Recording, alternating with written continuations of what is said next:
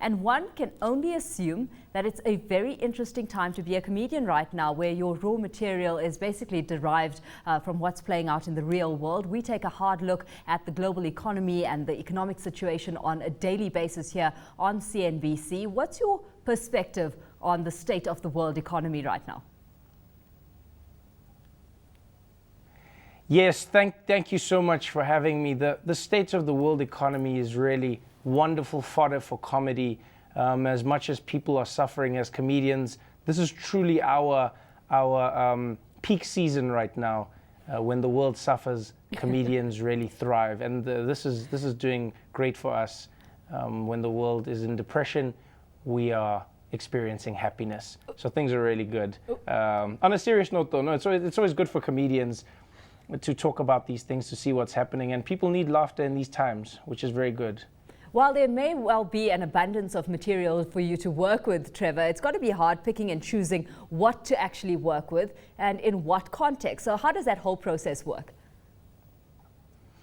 It depends on what people want to talk about. You know, when you're choosing comedy, you don't really know before you get to an audience what's going to resonate with them the most. So you really pick from everything. There's so much to talk about, whether it's politicians, whether it's politics in the world, whether it's elections, whether it's economies, and whether it's mundane activities. There's so many things for comedians to banter with and play with that it really is it's ripe for the picking. But audiences dictate, to be honest. You get there and they'll let you know how they feel about what you're going to talk about. So how do you adapt, in terms of the performances you actually put on there? Because a lot of your focus, what we're used to in South Africa is focused on South Africa, the news, the events, the personalities within the South African borders. But it's got to be hard for audiences in the US, audiences in Zambia to relate to, where they've got a very different sense of humor. So how do you adapt in order to survive, basically?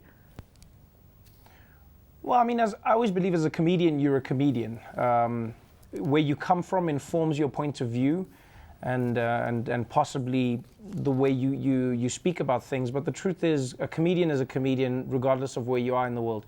So at the end of the day, if I come to Zambia, I spend my day going around. I try and learn some of the languages, just a few things here and there. I experience the cultures, and I try and comment on that and have fun with it. And then there's some things that are universal around the world.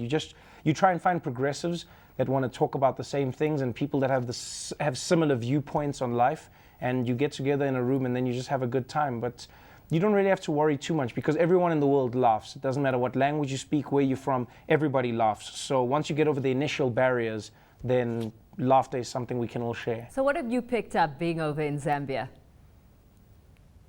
Well, Zambia is very warm. It's a very, both literally and figuratively, very, very warm place, very warm people, very friendly. They like hugging you a lot, which is very strange for me, because I never know if people are trying to pickpocket me or if they like me. You must forgive me. That's the South African I'm a very skeptical person. I'm very skeptical, but yeah, it's very warm. They're wonderful people. It's really, there's too many languages. I mean, there's 48 languages or 72 dialects. So it's crazy, but it's fun. I mean, it's a totally different world for me, and we've been enjoying it. It's nice to see a country that's just like developing and growing at an amazing rate. So it's a different world to be in, which I'm enjoying. Comedians seem to have, license to tackle subject matter at will. Just how much do you have to safeguard? I mean, where's the boundary? What's off bounds? And have you had to learn the hard way?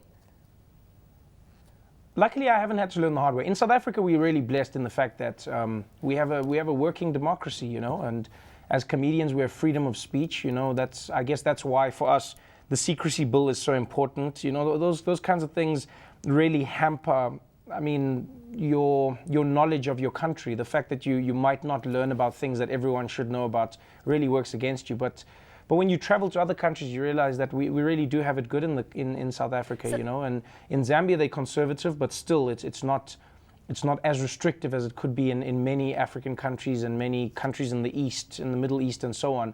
So you can still talk about things, but you have to be sensitive. I don't know how presidents would feel about me talking about them. So unless I have the airplane waiting, I'm going to be careful about what I say.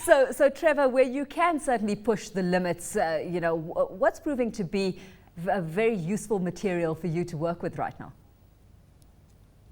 Oh wow, life. Life is always useful material. You know, the things we go through every day, our relationships, the way we deal with each other as people.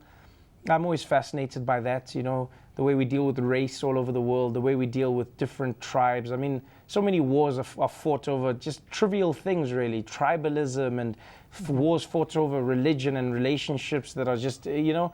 So it's an interesting world to play with. So there's always something to talk about. You just have to find the right chords to strike up with people, and then the rest is just comedy. It's fun. Well, when it comes to our conversations here at the desk over the last couple of weeks, we've been putting quite a bit of focus on succession planning in South African companies, with Cynthia Carroll having exited Anglo American. We've seen Pinky Maholi having exited Telkom as CEO there, and no indication yet of who's filling their shoes on those ends. While you are a comedian, you held the position of Customer Experience Officer, CEO at Cell C for quite a while. Have they managed to fill your shoes?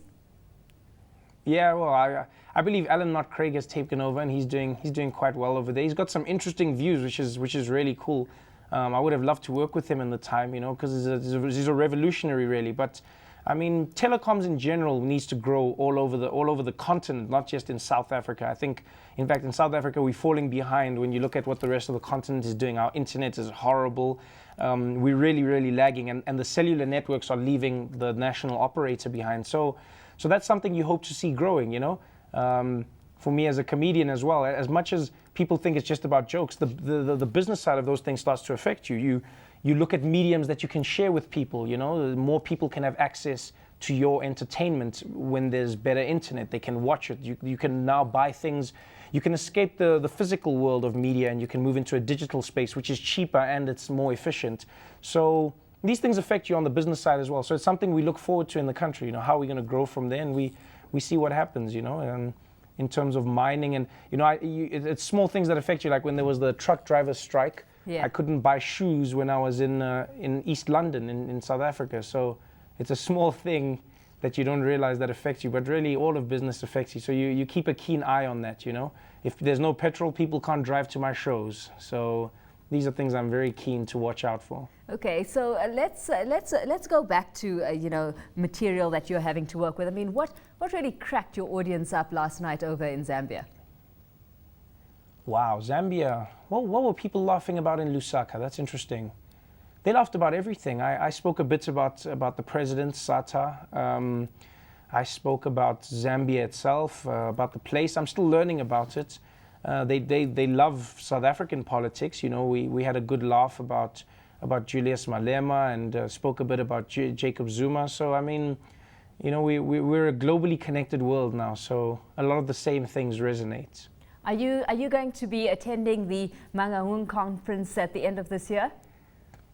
No, I wish I could attend Mangaung. I wish I could, but luckily there'll be a lot of funny people there handling what I would be doing. So well, that's your perspective at least. Hopefully, yes. Hopefully the results that come out of Mangaung will appease everyone. Hopefully it won't be controversial. That's just the main thing, is that you just hope that when we come out of it, it's a simple and fair decision that has been made, and you know, we know the way forward, because controversy just clouds everything. So everyone's going to be watching that with bated breath, but unfortunately I won't be there.